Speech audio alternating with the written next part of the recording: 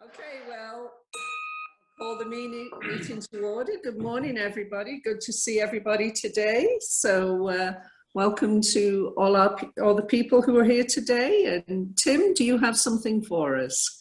I do. This is a international flavor. It comes from a pair of twins from Pakistan named the Leo twins.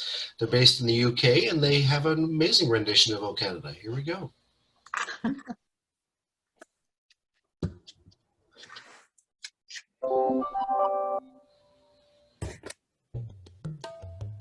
Saying why it was so important for her to rise to the occasion. I'm in the middle of planning a wedding for this This is so good.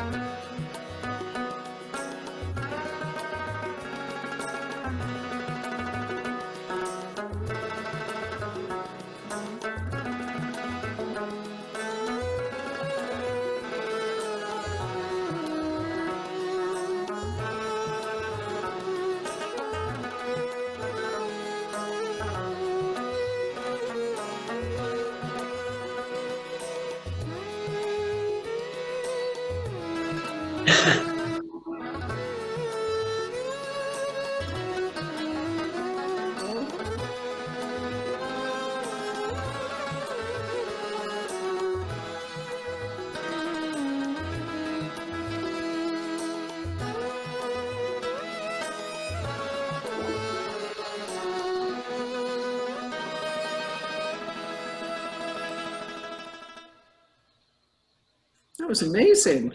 Mm-hmm. I don't even know what those instruments were other than the violin. Thank you, Tim. You're You welcome. always find amazing renditions for us. Okay, so our Sergeant at Arms, Al, good morning, Al. What do you have for us today? Good morning, President Ann, and good morning, fellow Rotarians, and a very, very warm welcome to our guest speaker, Gunther. Thank you for joining us, Gunther. We're looking forward to hearing from you this morning, and you've come all the way from the Peterborough. Oh no, you're on a Zoom call. Oh yes, they're great. So we're looking forward to hearing from you this morning. Robert from Habitat, welcome this morning, Robert. Nice to see you. Doug Jernigan, Doug, nice to see you, our wonderful mentor. And Doug, how are you doing? You had your wedding anniversary just the other day, 39 years. And it was a wonderful COVID hiding anniversary. We had a good time. Terrific, terrific to see you. Tim, I don't know where you come up with these anthems, but I got to tell you, they're terrific. I think we all look forward to the anthem, and that's wonderful to be able to do that. Thank you. I just want, oh, Tim, you're on Facebook. We're following you with your renovations in the kitchen. And I've got to tell you, the more you put on there, the more I'm determined I'm never going to do that in the kitchen. Oh, Thanks a lot. IKEA furniture is, it's actually not that hard to put together. It's just extremely repetitive. So after a while, it's like, another cabinet, man. Well, listen, when COVID's over, can you come over to our house, please? Yeah, sure. You're welcome anytime. All right, we'll talk. Screws. You know, the one thing about this COVID now, we've been over a year now, and I talk to a lot of people who walk up and down my street, and some of them are very complacent. An incident happened just the other day that brings it all back to the forefront. One of the great things about being a grandfather is you get have wonderful granddaughters, and Sue and I have 4 beautiful little granddaughters, wonderful kids. One of them is 14. The other day in Brampton, a 13-year-old girl died of COVID. And if that doesn't bring it all home to you, I don't know what does. Right. The loss of a child is just terrible. And in this situation with COVID and with what's going on in Canada, there must have been a lot of grandfathers around the country stopped and thought about that. So to all of you, please stay safe, follow the rules. We're going to get through it, but it's not going to be soon. But we don't want to see any more 13-year-old girls dying. Nope. So that's it for me this morning. Thank you. Thank you, Al. Okay, turn it over to Jen now to introduce today's speaker. Thank you, President Ann. Gunther grew up in a rural town in his native Bavaria. He is a certified chef de cuisine and has passionately practiced his craft for over 50 years, his last 2 decades as culinary instructor at George Brown College's Chef School. He is married for 40 years and has 3 kids and 1 grandson. Gunther is involved with numerous community projects and is an advocate for the local food movement in Peterborough, his hometown. He is an avid gardener with a passion for herbs and edibles from nature. He and his wife, Lily, have been fortunate to extensively travel the world. He has been a Rotarian since 2003 and is a member of the Peterborough Kawartha Club with the environment always in the forefront. Check out supersprongcleanup.ca to find out more about his involvement with Peterborough's cleanup movement. Now retired from a 30-year catering business and the teaching, Gunther realizes the possibilities and opportunities life is presenting him. He helps out wherever he can, takes weekly Spanish lessons, and makes time for his family, friends, and nature, and makes sure that those are a priority every day. Gunther has been involved with the Monarch Ultra project since 2019 and will now tell you more about his role with the Monarch Ultra. Please welcome Gunther. Thank you very much, Jen. First of all, thank you, President Ann and members for having me here this morning and tell you more about the Monarch Ultra. I was introduced to the Monarch Ultra in the spring of 2019 when Carlotta James and Rodney Fuentes, these are the 2 original brains behind the Monarch Ultra, came to our club and did a presentation reaching out to us, see if we were interested in supporting them in any which way. And to me, it sounded such a great project that I actually joined the team. And in the fall of 2019, joined them on the first Monarch Ultra relay run from Peterborough to Macheros, Mexico. So that's 4,300 kilometers. And we did that in 47 days. So we had 2 runners every day, 1 in the morning, 1 in the evening, running 50 kilometers a day. Sometimes we had actually a runner that would run 100 kilometers a day. So very, very long days. We started at 6 o'clock in the morning with the runner. It was still dark, and we aided them every 10 kilometers. So some runners were fast, some slow. And finally, eventually at 7, 8, 9, sometimes 10 o'clock in the evening, we were done. So very long day. But in between seeing the runner, we always try to go and connect somehow with the communities and with schools, politicians and so on, to bring our message across. And the message was basically, we are losing our pollinators. And that's the reason why we did this. We did this for butterflies and pollinators to raise awareness about losing them to environmental causes, of course, but also pesticides and degradation of their habitat. So deforestation in the sanctuaries of Mexico is also a big problem. Anyway, we were a team of 4, and we had bought a 30-year-old RV that also kept on breaking down. So we had an additional challenge here. But overall, we got along really well as a team, and it was a true adventure. We met a lot of beautiful people and saw a lot of beautiful places, and it certainly was something we never forgot. And all along the way, we saw butterflies, because we left on September 19th, and that's about the time when butterflies from Canada would depart on their journey. And it would take them about the same time we took. They travel about 100 kilometers a day, and yeah, it takes them about 50 days to get there. Eventually, we did get to Mexico, and we went to this town called Macheros, which is up in a sanctuary. It's a small town way up in the mountains that depends on basically the tourists that come by and see the butterflies. There has been a huge reduction of butterflies. There used to be so much more, and now they say has been an 80% reduction of butterflies. So this is very alarming.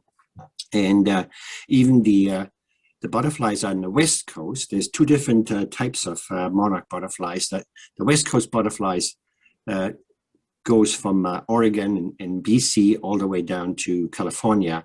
It's just about extinct. So we really think there is something that we need to do, and that is raise awareness and change the behavior of people and in governments to allow that. And we are asking for stricter rules and protection of these species. So I don't know if Carlotta is with me at this point. Is she here? Jan? Yes. Yes, okay, great. So Carlotta is going to tell you also a little bit more about our upcoming run, which is going to be this fall. And it will be just in Canada for 3 weeks, and we will depart Peterborough on September 19th, and head down through Toronto, Niagara, all the way down to Windsor. Of course, we're going to go by Point Pelee as well, Windsor, London, and then coming back all the way to Barrie. Barrie is our last stop. And we actually have been talking to the City Council of Barrie and the Barrie Rowing Club and Kempenfeld Rowing Club, Rotary Club as well. And they are willing and able to assist us in our putting on a celebration for us in Barrie. And so we're looking forward to that. And of course, Innisfil is very close to Barrie. And hopefully we can get involved with you as well and include you in the party. And this brings me to what we're looking for Rotarians to do for us. We of course know that Rotary is very connected. People with Rotary, they're doers, and who better than to team up with the Rotarians in each town. So that's what we did. And of course, being a Rotarian myself, it's only natural. So with the seventh area of focus for Rotary being the environment, I think it's also a great opportunity for Rotary to actually get into doing environmental projects as well. So one of the things we're looking for is helping with a pop-up event that I already just mentioned. So that's one thing, and it seems like that's all pretty much under control. We're also looking for homestays, and it looks like also in Barrie we should be looked after by some of the Barrie Rowing Club members. And of course, what we're always looking for is money, finances, because what we do is we have to rent 2 vehicles. We will have one team aiding and assisting the runner, because as I said earlier, the runner has every 10 kilometers we aid the runner, make sure that they're all right, they get something to drink, and make sure that they're also on the right track. So yeah, so 2 vehicles, and the other team is obviously going out, seeing schools, meeting students, politicians, media, and environmental groups, and whatever we can do to go and pass on the message of conserving our environment. But enough for me. I'm going to go and pass on the microphone to Carlotta. Carlotta, as I said, she is the brainchild behind the Monarch Ultra. She's our engine and motor, and we couldn't do it without her. So please welcome Carlotta. James, the founder of Monarch Ultra. Thank you. Hi there. Can everybody hear me? Yep. Yes, okay. Thank you, President Ann Smith of the Rotary Club Innisfil, and everybody else for being here on this presentation with us. We're so thrilled to share our vision and mission with you. Gunther has already shared the hard work, the blood, sweat, and tears that have gone into this community-led project. 2019 was an epic adventure. You know, as he mentioned, we traveled for 7 weeks following the Monarch migration.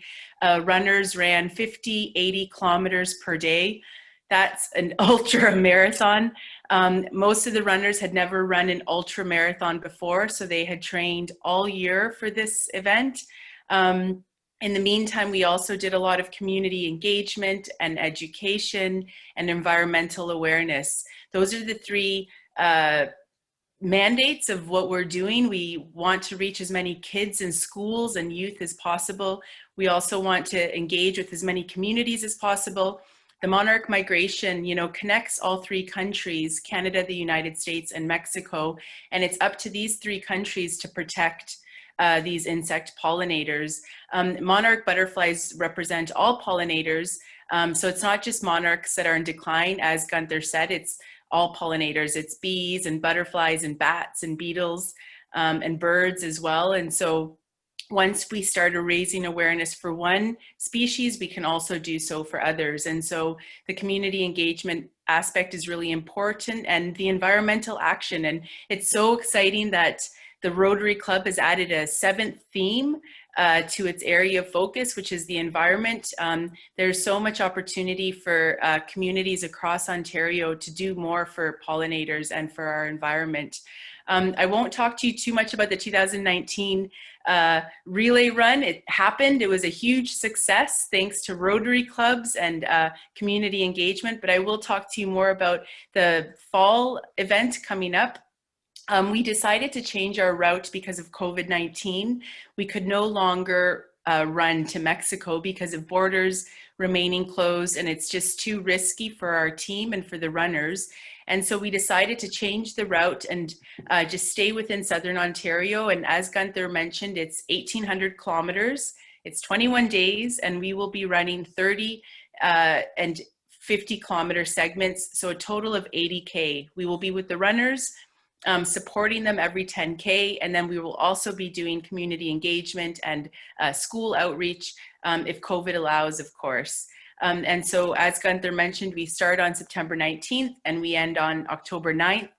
In terms of Innisfil, we'll be starting on day 20. So the second to last day, we'll be starting in Inglewood, and we will be running close to Innisfil. And I looked on our route, there's a 75 kilometer aid station there. So that would be a really great spot to have a pop-up with your members, if you would be willing to create something and invite your mayor or your councillors or your MPs or your different school boards.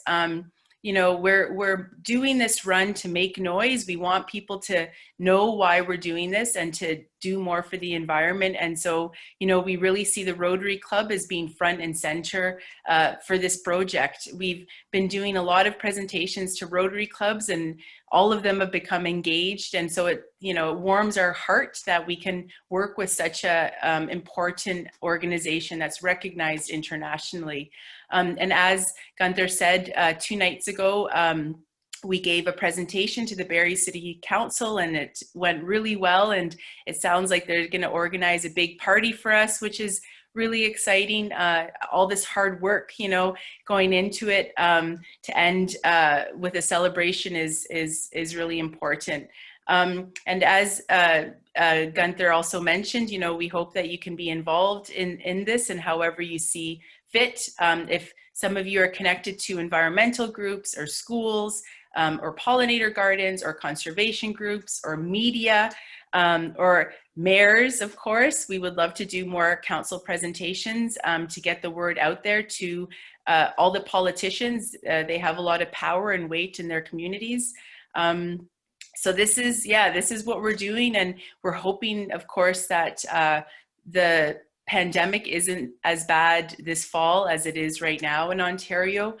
We will be watching and following all of Canada's public health guidelines, and we already have a safety plan in place as well, should things be Yes, should things not be that great. And regardless, even if things aren't great this fall, we will still do the relay run because we only have 2 runners running at any one time. So it's already really safe.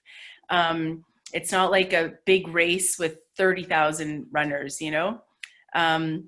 And so I would just like to end on saying thank you very much. And we will be here for questions, of course. And I want to show you a video on the Monarch Ultra. While we've been working on this project for the last 5 years, we also wanted to create a documentary about the monarch migration and what it would feel like to run their migratory route. And so this documentary we've been working on it for a long time now, and we hope to have it ready for 2022.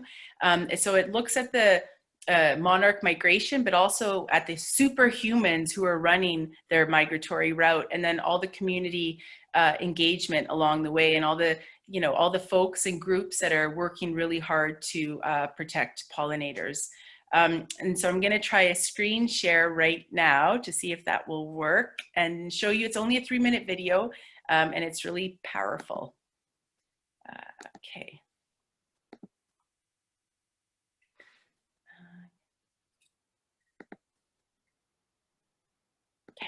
In 2019, we did the impossible.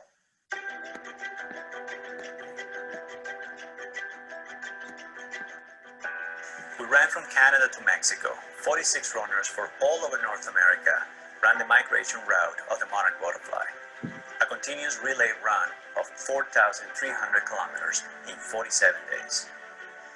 The runners faced extreme weather conditions, battled injuries, ran through highways and desolated landscapes, all that with the mission of raising awareness towards pollinator conservation. Really cool project. So glad y'all are making this happen. This is amazing. So privileged to be doing this with the Monarch Ultra. We really think the Monarch Ultra is a way to connect us, but also to do something positive. Ellos vinieron desde Canadá para sensibilizarnos sobre la importancia que tiene la ruta migratoria de la mariposa monarca.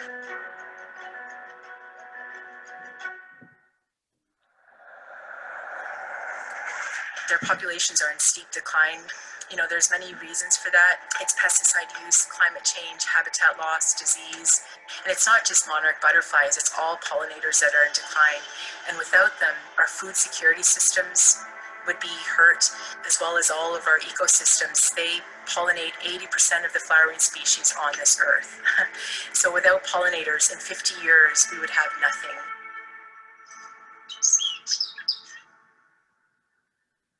We ran for the monarchs then, and we're doing it again this year.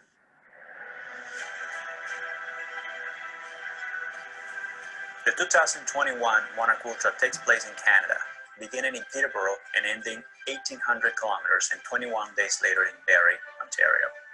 We want to see massive community involvement, like the ones we experienced in Mexico, when hundreds of people came out to cheer the runners and join the movement of taking action towards environmental conservation. This year we will be raising money for Kankawartha Environment Center in Peterborough. We want to support their fantastic efforts in environmental education. It's a run like no other Canada has ever seen, along the scenic Trans-Canada and waterfront trails, through cities and towns, parks and lake shores. Come and join us, either as a runner, a cheerleader, or as an environmental advocate. We need your legs, your voice, and your presence to tell the whole country that we care about our natural environment.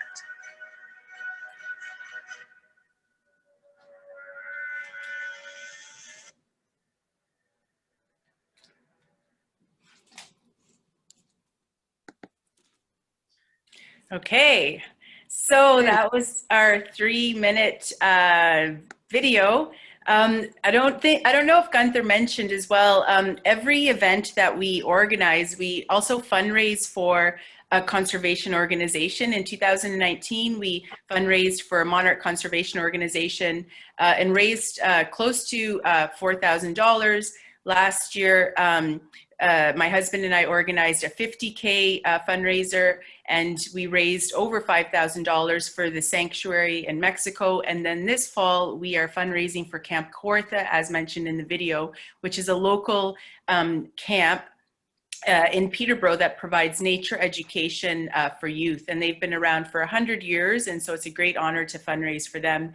And as Gunther mentioned, we are also looking for sponsors and donations to make the whole project happen. We are all volunteers. And so we work on this tirelessly, but we do have expenses for this fall. And so any sort of support at all is greatly appreciated. Yes, I think that covers about everything. Okay, well, thank you so much, Gunther and Carlotta. That was a great presentation. We're excited about it. And President-elect Dean, this will be on your book, Dean, at the time this comes through this area. And we've talked about this quite a bit amongst our club members, and we're excited to be involved in any way we can to help this initiative. So I'm just going to see if some of our members have any questions for you. I do. We Go ahead, Dean. about this run, was it 6 weeks ago, Jen? We talked about it at one of our meetings, and I went online and saw that you only register 50 runners for it. And when I went to sign up, like, everything was gone immediately. Have you ever thought of opening it up to more runners to maybe raise more funds and have other runners run shorter distances along with the ultra runners? You know, the thing is, we have thought about that. This is a logistical nightmare to organize even 2 runners per segment.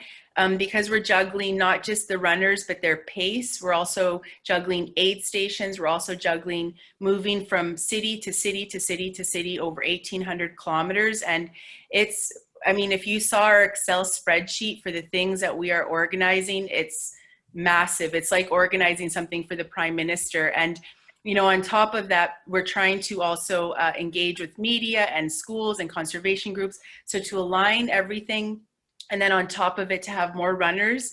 If we had a team of 50 people, that would be totally doable. But we have 4 of us that have to do all this. So it's just too difficult. And also because this isn't a race, like let's say in the city of Toronto where they block off the whole area and you know the whole route, this is an actual moving relay run. So people are moving, you know, from one city to another city to another city, and we are also moving with them. So that is, it's so massive what we're doing. So that reason, and then the other reason also why we don't have shorter distances is because the Monarch butterfly, they fly 80 kilometers a day. And so we really wanted to make it tough for people. We didn't want, you know, a shorter distance for that reason. But then in saying that, we've also launched a second event this year called the Virtual 10K. And we decided to do that because we met a lot of people that said, I want to run or bike and I can't do 50 kilometers. And so we launched it just a couple weeks ago. And so what it means is that anyone can participate by running, walking, biking, or hiking 10 kilometers, and also raising funds for Camp Kawartha. And you get a cool Monarch-inspired medal and bib, and you get to learn about the Monarch migration. So, I mean, already we have 30 people that have participated or that will be doing it. My son is going to do it, you know, so I can send that link to you guys. And so that's another way to also get involved if you're not an ultra runner. Yeah, no, I'm part of Jen and I, well, I believe Jen's still part of us, but we're part of a running group in Innisfil. There's probably about 15 of us that all get together. But yeah, I would like to promote that through our running group. Okay, that's fantastic. So do you run on trails in Innisfil? I run everywhere, road, trails, anywhere I can. That's awesome. Okay, thank you. Anybody else have any comments or questions? I just want to mention to Gunther and Carlotta that here in Innisfil, we are very into pollinator gardens and things like that. Our libraries have pollinator gardens.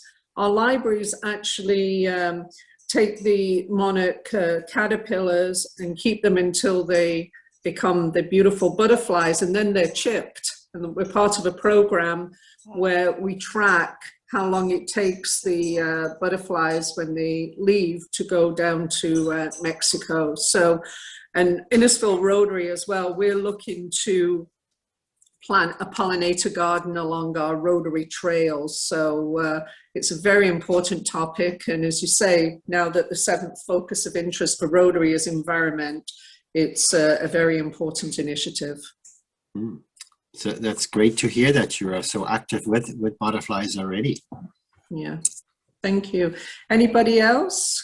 Chris Beggs, I'm surprised you don't have a question. You're our butterfly lady. Yes, okay. So I started probably when I was 10 years old raising monarch butterfly caterpillars because they were there on the swamp milkweed at the cottage. And so they certainly are motivating for people, and they're easy peasy to raise. I've only had like a couple of failures in my lifetime, and that happens, right? I'm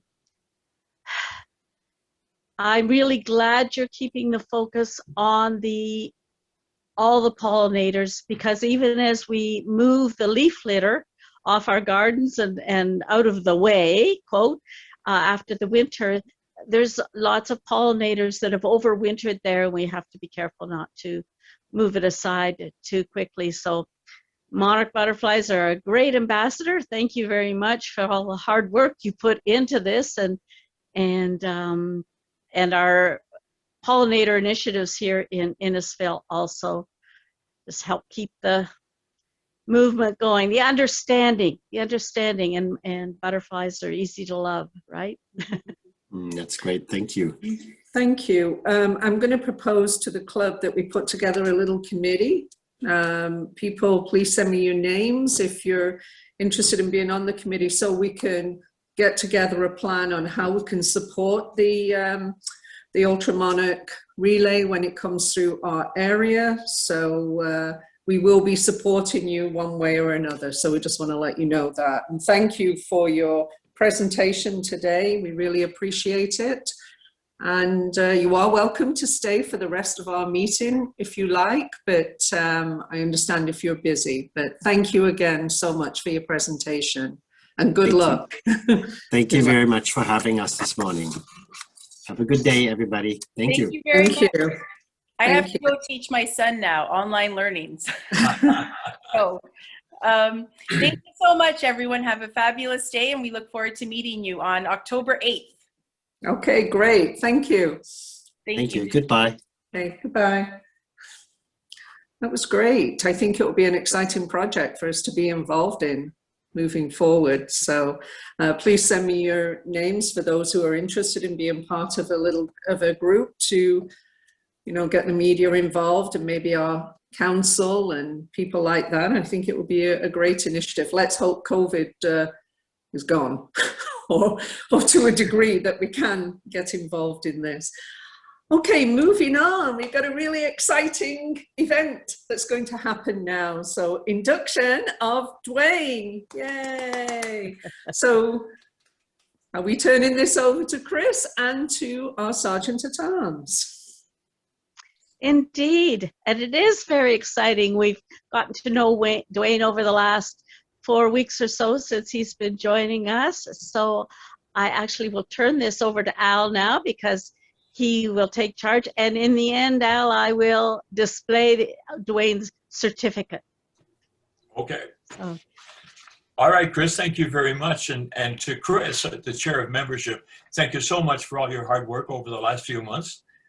It's amazing, but our club continues to grow with all what's going on with COVID, and that's just wonderful.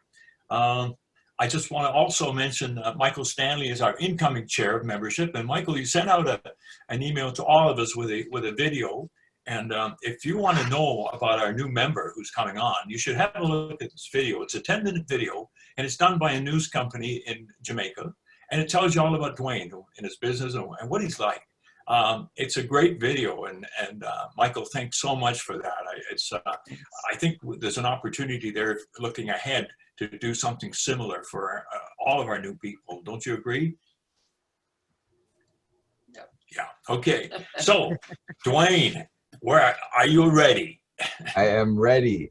All right, Dwayne. Now you're gonna hear this over the next few months in Rotary, I must tell you that most Rotarians feel that the most important part of any Rotary meeting is the induction of a new member. And really, who can argue with that? It's what our club built on, and it's a wonderful moment. So I know you haven't slept all night. You're very excited, but the rest of us are equally as excited. And it doesn't matter if we're in person at the library or we're doing this by virtual. It's a great moment. So, Dwayne, here we go. Ready? All right. I'm ready. Fellow Rotarians, it is my privilege and pleasure today to welcome into the membership of our club, Dwayne Holness. His proposal has been reviewed in accordance with the Constitution and bylaws of the club. His name was proposed by Marlene Mills. And Marlene, we thank you very much for that. Dwayne, we now proceed to admit you into the membership of the Rotary Club of Innisfil, and so to the membership of Rotary throughout the world. It has already been explained to you that the ideal of Rotary is service. Our principal motto is service above self, and the object of the club and all Rotary clubs is to encourage and foster this ideal as a basis of worthy enterprise. You are to share in this effort. You have been approved for membership in this club because we believe you to be a worthy representative of your vocation, interested in the ideals of Rotary, and willing to do your share in translating these ideals into tangible realities. You have agreed to accept the obligations attached to your membership in this club and to obey this club's constitution and bylaws. Welcome to the Rotary Club of Innisfil. Fellow Rotarians, I am happy to present to you Rotarian Dwayne Holness, our newest member. And congratulations, Dwayne, a very warm welcome. Thank you, thank you, thank you. I really appreciate it. I'm super excited, and thank you guys for making me feel like family. Now, Dwayne, when we get back to our regular meetings in the library, we'll have a group picture with you and, and all our new members. And we're really looking forward to that. And we're looking forward so much to meeting you in person. Yes. Congratulations, Dwayne. We're really excited that you have joined our club, and we look forward to all the exciting things we can work on together in the future. And Chris is holding up your membership certificate. Yes, I can't wait. I can't wait to get it. I'm a certificate guy. I love collecting those things. I'll be holding that forever. Okay. Perfect. Well, I'll connect with you a little later, and we'll figure out a time for me to drop off your membership package, including your certificate. Yes, yes. Thank you, Dwayne. That's great. Okay, let's move on a little bit now. Beer Free Year. Jeff, what do you want to tell us about Beer Free Year? There's not a whole lot to say yet. I'm just trying to finish up the 50-50 draw with the town. The stuff that we needed to get back to them, so that's what we're going to do. I'll get connected up with Tim once that's all done, and then we'll get started because it's going to be all virtual. And I'm thinking where we're going to sell tickets for $10 a piece, or 3 for $25, and we're going to sell 1,500 tickets this time and see if we can make a bit more money. That's our goal anyway, so hopefully it all works out. And once we get our stuff done from the last draw, we should be able to proceed with our Beer for Year draw. The good news I could add to that is that the website is already ready for us to go. So as soon as Jeff's got that all figured out with the town, and him and I have just put everything set in stone, then we can basically launch. And it's just going to be up to us now as a club to really push the marketing of it for it to be a virtual lottery. Okay, thank you, Tim and Jeff. Just a quick update on pitching and the watershed cleanup, Al and Doug. So President Ann and we had a plan for pitching to delay it, go ahead towards the end of May. However, with what's happened, and the town and the pitching committee, we really had no alternative we had to postpone it. So we're hoping to get something for the fall, but right now it's all still up in the air. But I'm hoping that if restrictions are lifted, even if the town can't get going on something, that maybe with Doug's help, our Rotary Club could get involved. Okay, thank you, Al. Doug, I know we got an email from District as well saying they've delayed the watershed cleanup in Ontario. You're on mute. There we go. Sorry.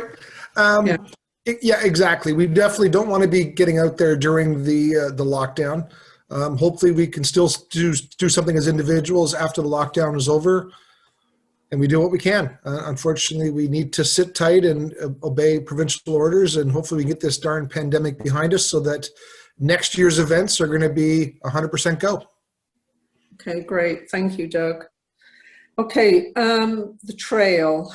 And do you want to give a very brief update on what is going on with the trail right now?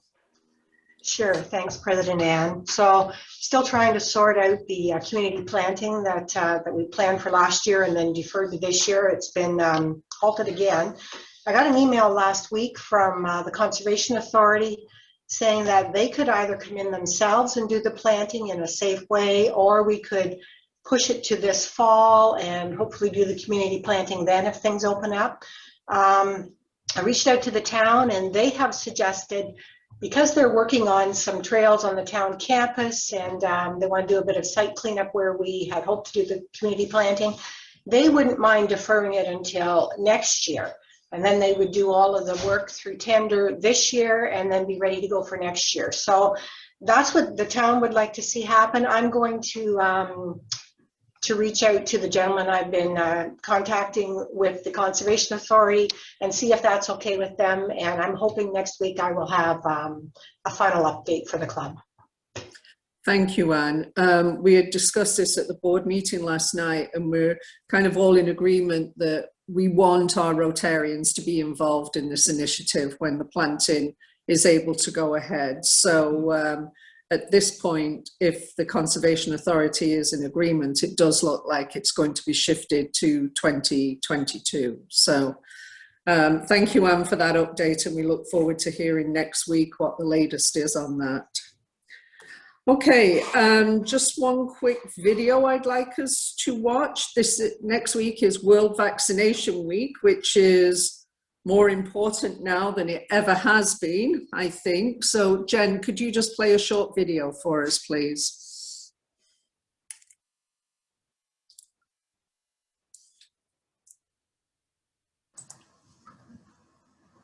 Can you see the screen okay? Yeah, there's just, yeah, we got it. Can't really hear anything. No, is there no volume? No. Oh, sorry. Tim taught me how to do this and I forgot. Bear with me for 1 second. When you click on share, make sure you say share computer sound. Thank you, Tim.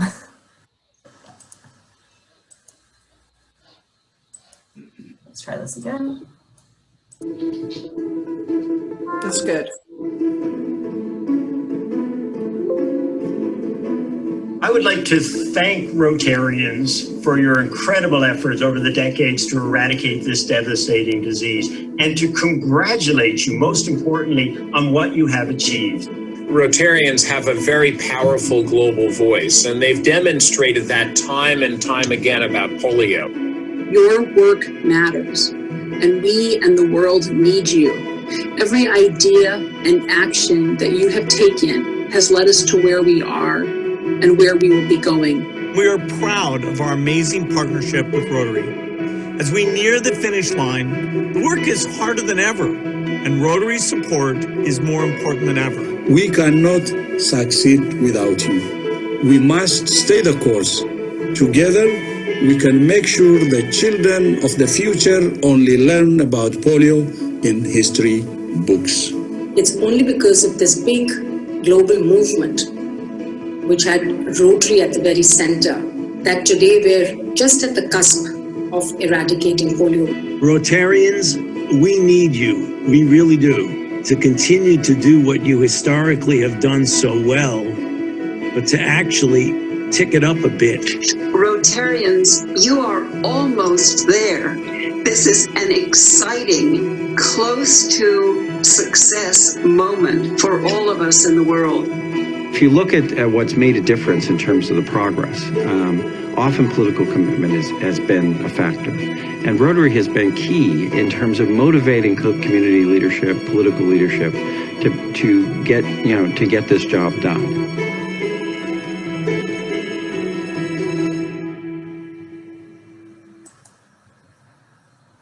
Thank you, Jen. As we know, that one was focused towards end polio now. We know we're this close, and there's only cases existing right now in Afghanistan and Pakistan. So Rotary will continue their efforts to eradicate polio throughout the world. And I heard some talk about them using the Rotary model for the COVID vaccination that needs to be done around the world as well. So it'd be interesting to see how that happens moving forward. But thank you, Jen, for playing that one. President Ann, can I ask you to know how many Rotarians grew up with kids in their classroom that had polio, which I did. And you look around and it's a few of us gray-haired people, but it's just interesting because a lot of the younger people don't know anybody with polio, and that's what vaccinations do. And I just know what it was like. We had a couple of kids in our school that couldn't walk well, and one walked with a walker and one walked with 2 braces as a result of polio.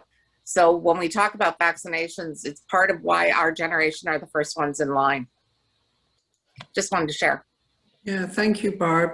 I read an article too about if you walk around older graveyards, you see how many young children there were in the graveyards at the earlier part of the 1900s. And once vaccinations came in, those numbers dropped dramatically. So smallpox, diphtheria, things like that. So I think the message is get your vaccinations, and let's continue our efforts to make sure the polio vaccinations continue throughout the world. So thank you, Barb, for that comment.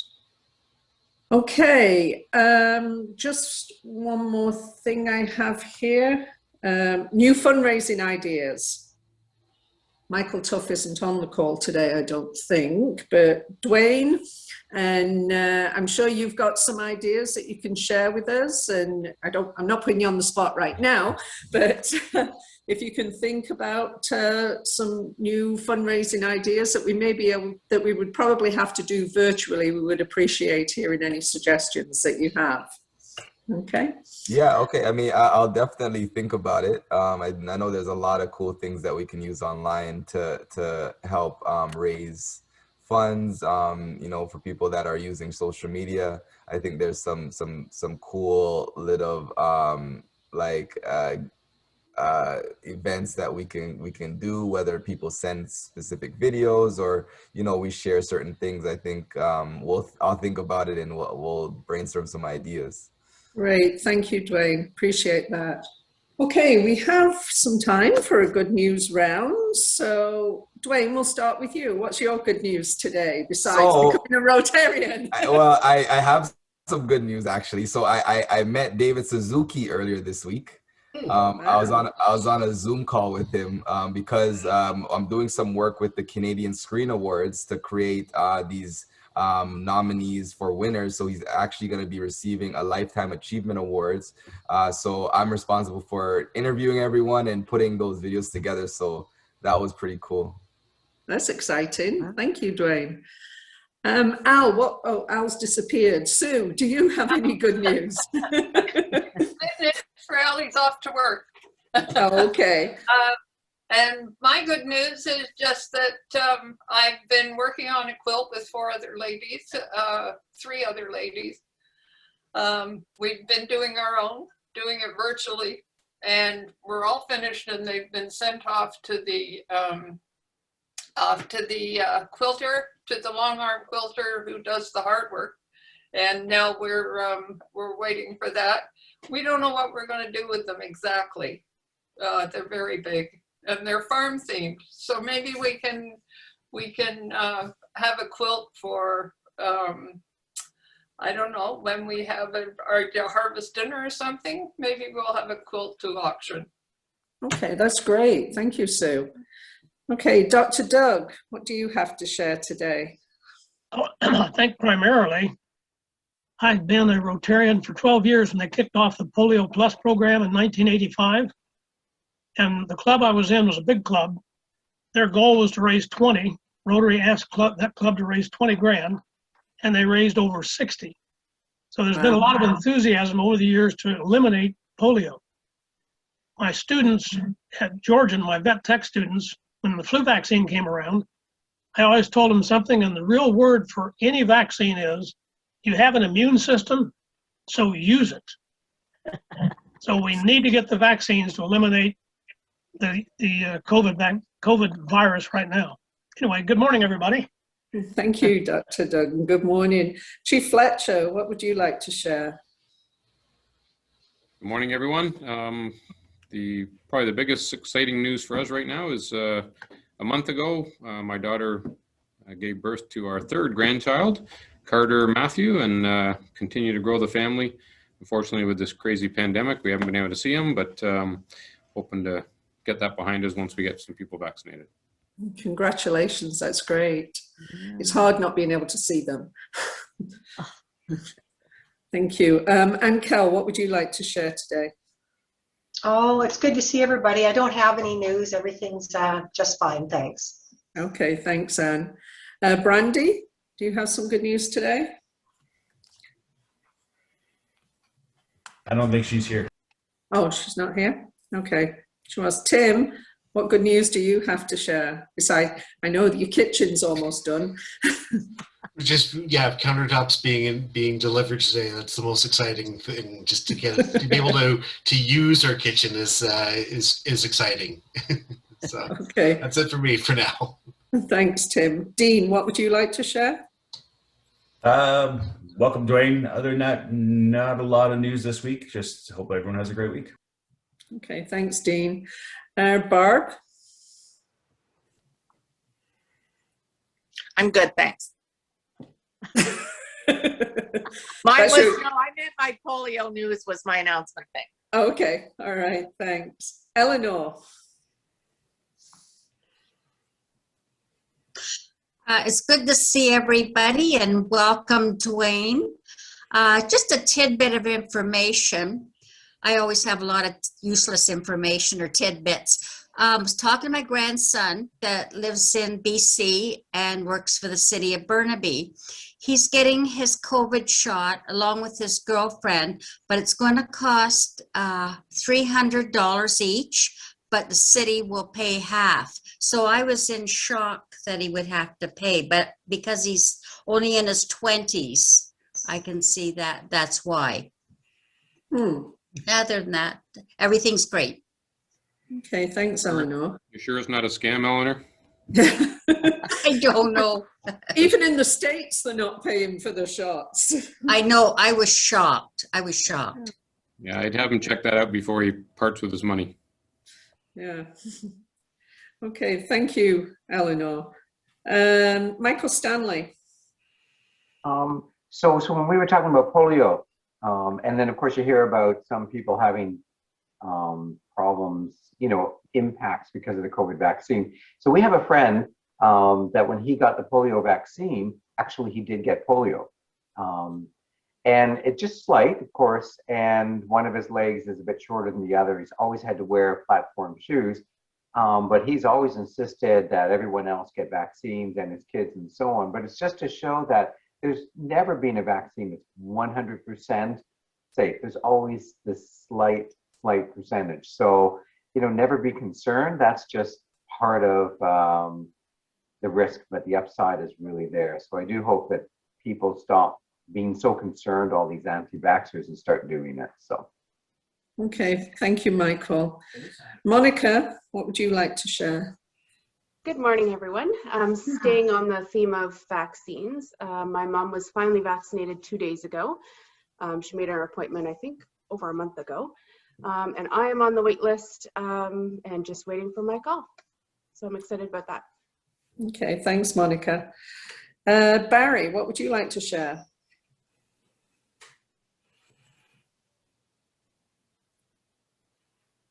Is Barry there? Yeah, Barry, you're unmuted. So he's trying. Barry?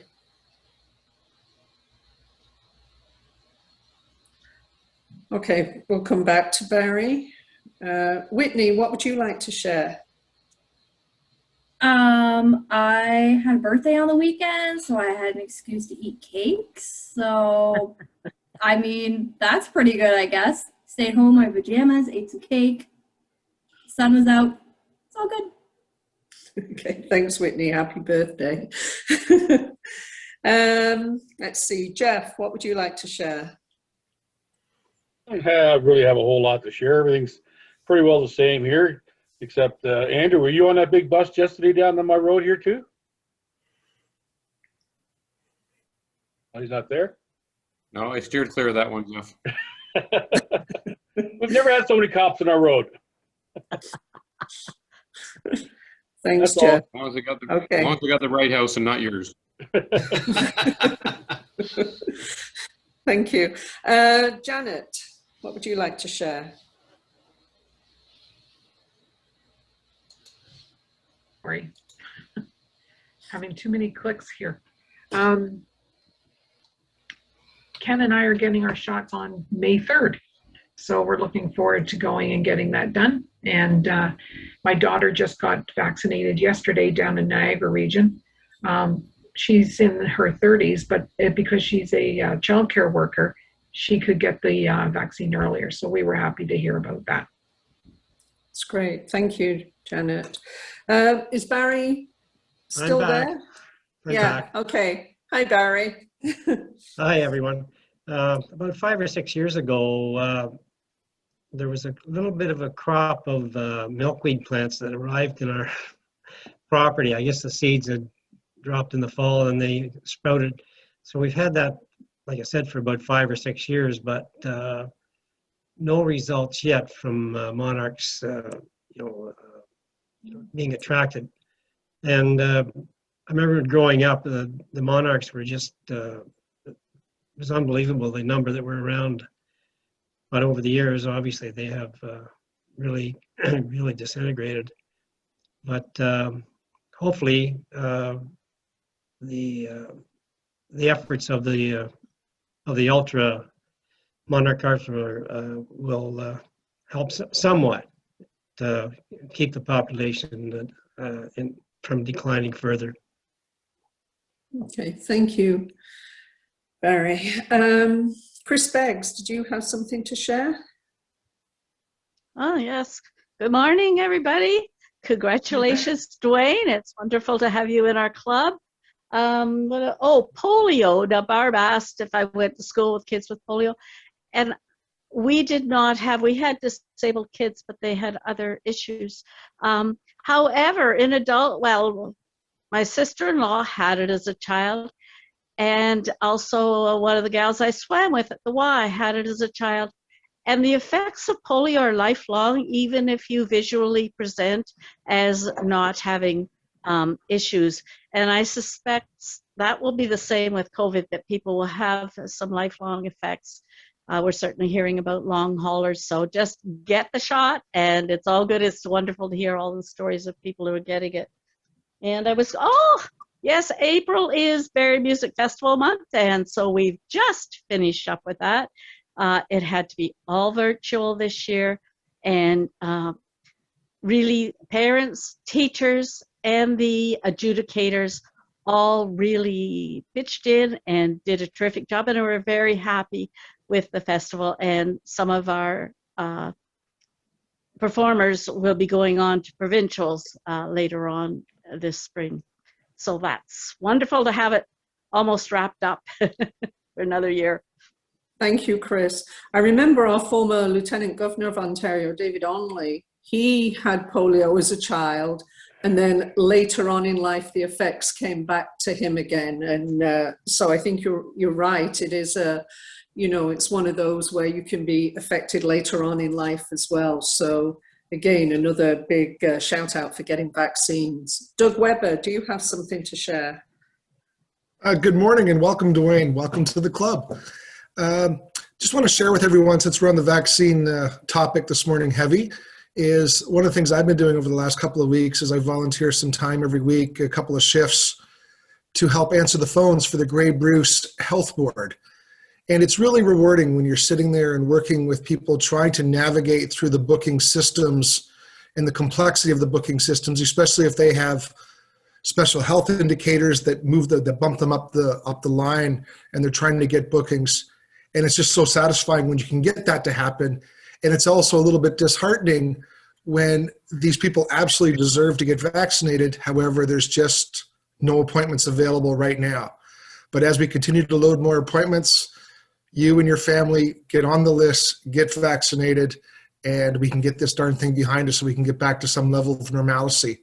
I mean, I'm sure you're hearing about what's going on in the US now with the CDC and no masks needed outside. It's changing. So we need to be part of that movement.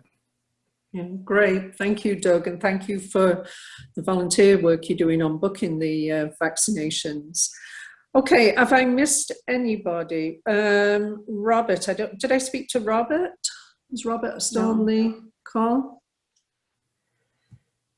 Good morning, folks. I wanted to spread the news that most of you know Habitat through Jennifer, my colleague, who was on here prior to my attendance. She had a beautiful baby boy on Saturday, Elijah, and I wanted to pass over the information to you folks. And that's my good news for today. That's great. Thank you, Robert, for sharing that.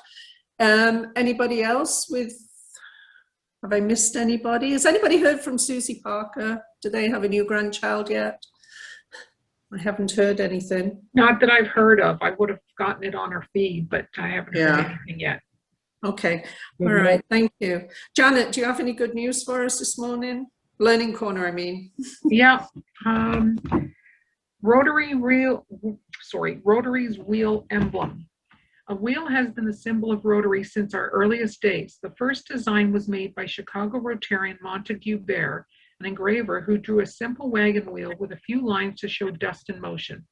The wheel was said to illustrate civilization and movement. Most of the early clubs had some form of a wagon wheel on their publications and letterheads. Finally, in 1922, it was decided that all Rotary clubs should adopt a single design as the exclusive emblem of the Rotarians. Thus, in 1923, the present gear wheel with 24 cogs and 6 spokes was adopted by the Rotary International Association. A group of engineers advised that the geared wheel was mechanically unsound and would not work without a keyway in the center of the gear to attach it to a power shaft. So in 1923, the keyway was added, and the design, which we now know, was formally adopted by the official Rotary International emblem. That's your Learning Corner for the week. Thank you, Janet. Ken, I just noticed you're on the call. Did you want to share anything this morning? Congratulations to Dwayne, and that's just about it. Have a nice week, everybody. Okay, great. Thanks, Ken.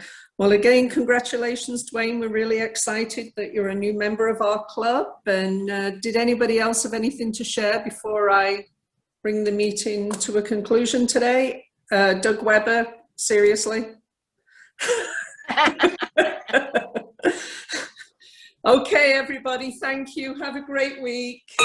Take care. Bye-bye. Bye.